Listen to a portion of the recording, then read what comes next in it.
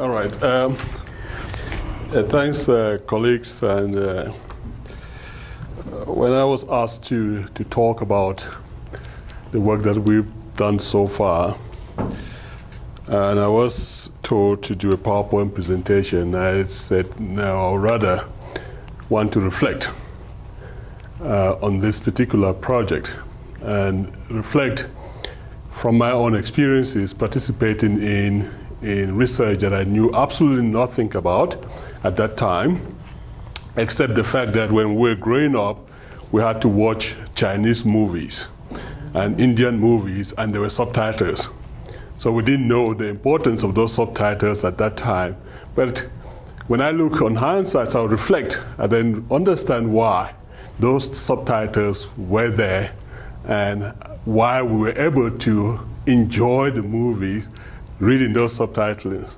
So that's what I knew at that time when Dr. Kruger-Rue approached me to say, look, would it be useful to do a project in one of the courses that I teach?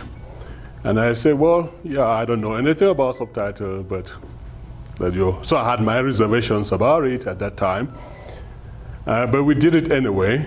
So it was a group of, I teach a course in health sciences for clinical associates. And this was a small group of about, at that time there were about 50-something students. So we decided, let's pilot this project with this group of students. So what I'm going to do now is to talk about perhaps not the actual quantitative results, but the perceptions of students after they watched the videos. Then they did a test. Then we then decided, okay, let them talk a little bit about their perceptions. So we're not going to talk about the quantitative statistic, but the obvious finding from that was that based on the result, students who watch the video perform better. That was the overriding, some kind of overriding findings as far as that was concerned.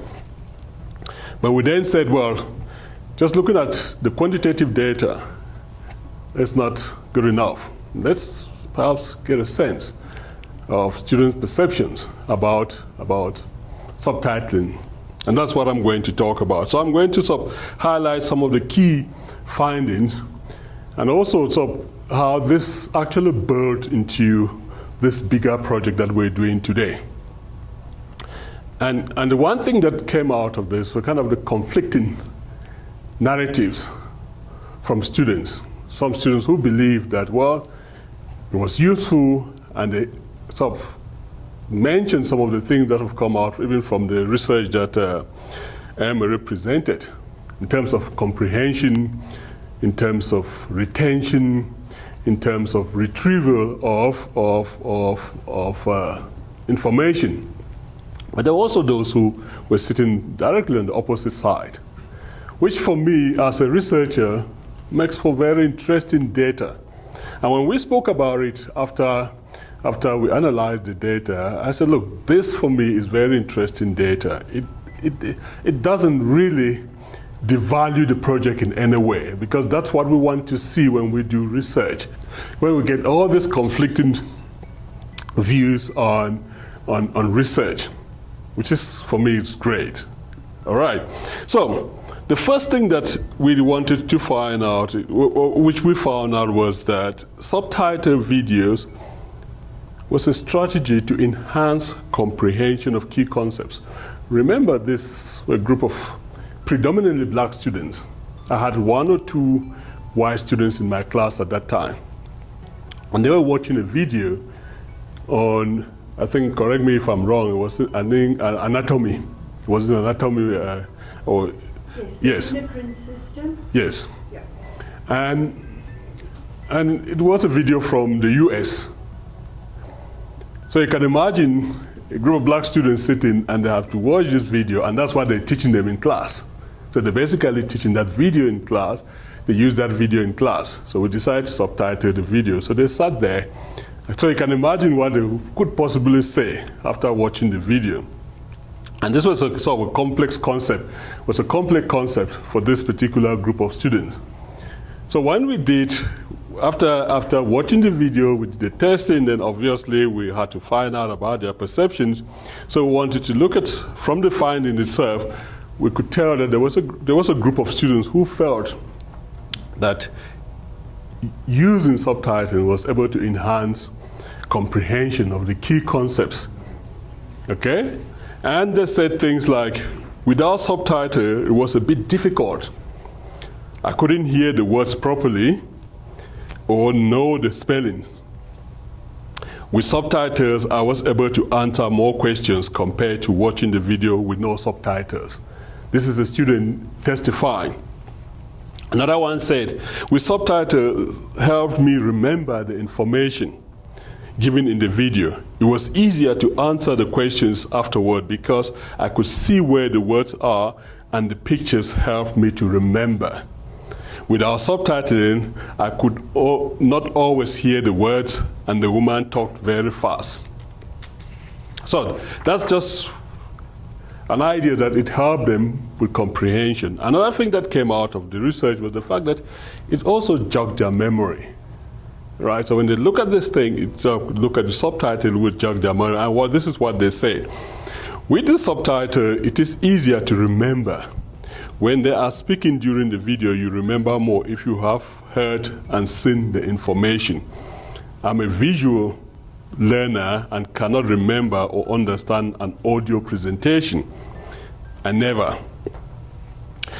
Another one said, with the subtitles, helped me to remember words better as well as hear them clearly. It also helped me to follow the content better while making notes.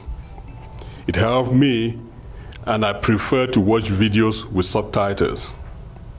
All right. Then the other finding was of the whole issue of retrieval and retention of key concepts. So they were able to retrieve and also retain here. This is what the students said. Being able to read the subtitles, you can understand and hear more clearly what the voice in the video said. The information is captured better when it can be read instead of going in the one ear and going out in the other. I found the second video, that's something else. Then the other one said, watching the video without subtitles made it hard for me to remember and retain some information that was stated. I retain information better when I get to actually see the words. I can't learn just watching videos. That's what the other person said. So those are some of the positive feedback that came from the study. But as I said, there were also people who felt, well, yeah, it's important, but it's also a form of distraction. So some students say, well, it's a form of distraction. So this one said, with the subtitle, it was difficult to focus on what was being said, while at the same time trying to read the subtitles. Maybe it has something to do with eye tracking. I have no idea why they were struggling there. You see, the subtitles do not intrigue me. They cause me to focus less. Without subtitles, made it slightly easier to focus on the information. It was easier to recall information from there. So it's contradicting what the previous student said. Without subtitles, without subtitles, I'm reading the quotes exactly the way that students phrase them. So without subtitles, made it easier to listen than to concentrate on the reading the subtitles, and listening or reading the subtitles. And the questions at the same time would have been more difficult. I would prefer to listen than see. All right. So, and I think this for me was telling when we did that research at that time, and which was in a sense a precursor for what we're now doing today. Because the first thing that students which we spoke about after the research is that, one, the video was from the US, that's the first thing, and also the issue of accent came out. That's why they were struggling to understand, and perhaps that's why the subtitling was helpful for students at that time, that yes, the accent was a problem for them, and also the fact that the pace at which, I mean, sometimes these Americans don't speak English, they speak something else. You see, so that's the issue. So what do we do in a situation like that, where we have students?